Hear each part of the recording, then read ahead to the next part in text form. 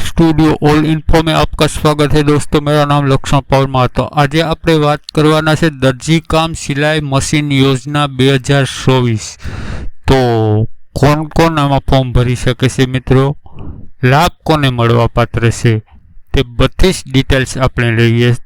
ते पहेला मित्रों एक वात के आमा जे फ्री सिलाई मशीन कहेवामां आवे छे ते आ नथी। ओके मित्रों, कोई पण योजना में गवर्नमेंट तरफ थी खाली सिलाई मशीन आपता ज नहीं। हरेक योजना से जेवी के मानव गरिमा योजना, मानव कल्याण योजना के पीएम विश्वकर्मा योजना, आ बधी योजनाओं से तेमा पीएम विश्वकर्मा योजना से तेमा लोन ऊपर तमने मळवा पात्र छे। पछी मानव गरिमा योजना से तेमा तमे फॉर्म भरो तो एमां अलग बधा व्यवसाय होय, 10 થી 15 व्यवसाय होय, तेमां तमे सिलाई मशीन में फॉर्म भरो तो तमारे पास थाय तो तमने सिलाई मशीन मळे।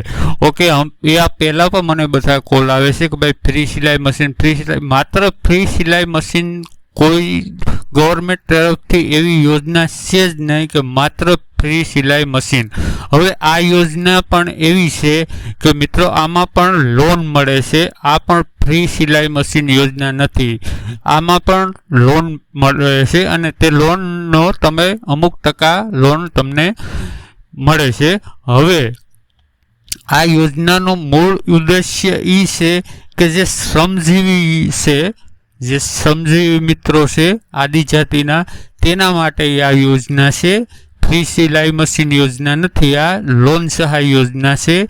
तो बधी डिटेल्स लेवा माटे आपणे कॉम्प्यूटर स्क्रीन तरफ जाइए। ते पहला मित्रों वीडियो सारो लगे तो लाइक करी देजो, जो चैनल में पहली ज वखत आव्या होय तो सब्सक्राइब करी देजो अने ऑल नोटिफिकेशन पर प्रेस करवानुं भूलता नहीं। तमने आवा ज नॉलेजेबल वीडियो मळता रहेशे। तो दोस्तों आपणे कॉम्प्यूटर स्क्रीन तरफ आवी गया छे अने लई लईए बधी ज माहिती। तो आदिजातिना ईश्रमोने स्वरोजगारी योजना हेठळ दर्जी कामना हेतु माटे लोन आपवा बाबत हवे आदिजाति माटे छे मित्रों, आ बधाय माटे न तमा ऊपर लखेलुं छे, तमे जोई लेजो। आदिजातिना ईश्रमो ज माटे छे। ओके मित्रों, कुल धिराण छे 50,000 रुपया सुधीनी तमने धिराण मळवा पात्र छे। जो तमारे आ दर्जी कामनो धंधो चालू करवो होय 50,000 सुधीनुं तमने गवर्नमेंट धिराण आपे छे। ओके मित्रों, आगळ जोई लईए। हवे मित्रों योजनानो उद्देश्य जोई लईए तो के आदिजातिना ईश्रमोने आर्थिक स्थिति सारी न होवाने कारणे तेमज खूब ज नबળી होवाने कारणे बेंको तेमज अन्य संस्थाओं पासेथी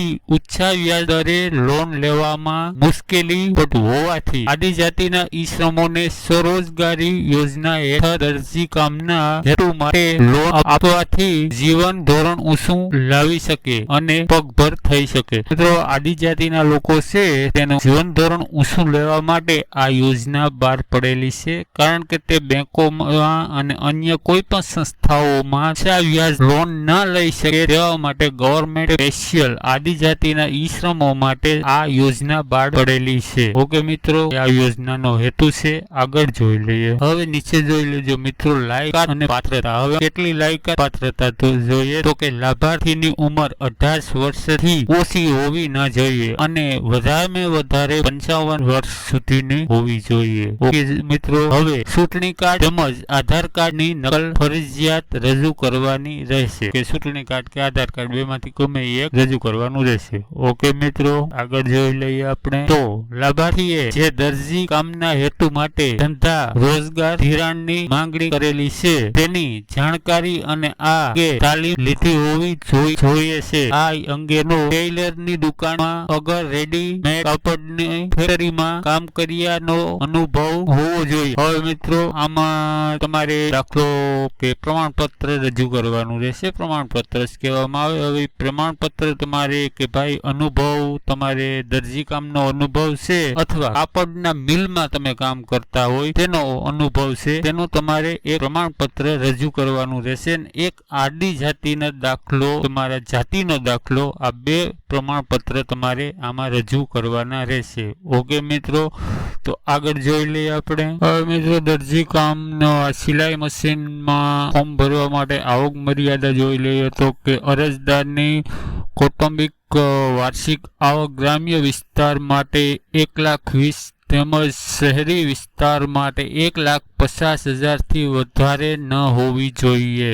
ઓકે મિત્રો, જે પણ લોકો આ યોજનામાં લાભ લેવા માંગે છે તેની આવક મર્યાદા ગ્રામ્ય વિસ્તારમાં 1,20,000 અને શહેરી વિસ્તારમાં 1,50,000 સુધીની હોવી જોઈએ. ઓકે મિત્રો, તો આગળ જોઈ લઈએ. હવે મિત્રો, આ યોજનામાં ધિરાણ મર્યાદા તો જોઈ લેજો, ₹50,000ની મર્યાદામાં લોન આપવામાં આવશે. મિત્રો, લોન છે, આમાં સહાય નથી. હવે પાછું જોઈ લેજો તમે, એ પહેલા મેં એક ફેલે કીધેલું કે સહાય નથી, લોન છે. ઓકે મિત્રો, તો નીચે જોઈ લઈએ આપણે તો કે લાભાર્થી ફાળો. હવે લાભાર્થીનો ફાળો રહેશે તો કે આ યોજનામાં લાભાર્થી ફાળો કુલ ધિરાણના 10% પ્રમાણે ભરવાના રહેશે. હવે કુલ ધિરાણ આપ્યું હોય તેના 10% પ્રમાણે તમારે ભરવાનું રહેશે. ઓકે મિત્રો, તો નીચે જોઈ લઈએ આપણે તો કે વ્યાજનો દર કેટલો રહેશે. તો મિત્રો, આમાં વ્યાજ સાદું વ્યાજ દર કહેવામાં આવે તે છે વાર્ષિક વર્ષનું માત્ર 4% તેમજ વિલંબિત ચુકવણી માટે વધારાના 2% દંડિત વ્યાજ કરવાનું રહેશે. હવે મિત્રો, જો તમે નિયમિત આના હપ્તા અને વ્યાજ ભરતા જશો તો સાદું વ્યાજ છે વર્ષનું ખાલી 4% છે. પણ તમે જો વ્યાજ ભરવામાં વિલંબ કરશો અથવા રેગ્યુલર વ્યાજ ન ભરો તો તમને 2% એક્સ્ટ્રા દંડ તરીકે વ્યાજ તમારે ભરવું પડશે, તો 6% થઈ જાય. ઓકે મિત્રો, તો નીચે જોઈ લઈએ આપણે. હવે મિત્રો, લોન પરત આપવાનો સમયગાળો, લોન પાછી આપવાનો, આપણે લોન લીધેલી છે એનો પાછી આપવાનો સમયગાળો કેટલો છે તો કે 20 ત્રિમાસિક હપ્તામાં વ્યાજ સહિત ભરપાઈ કરવાની રહેશે. ઓકે મિત્રો, 20 ત્રિમાસિક હપ્તામાં તમારે આ લોન વ્યાજ સહિત ભરપાઈ તમારે કરવાની રહેશે. ઓકે મિત્રો, લોન નિયમ સમય કરતા વહેલી ભરાઈ કરવાની અરજદારને છૂટછાટ રહેશે. જો તમારે સમયગાળા પહેલા લોન તમારે ભરી દેવી હોય તો તમે ભરી શકો છો.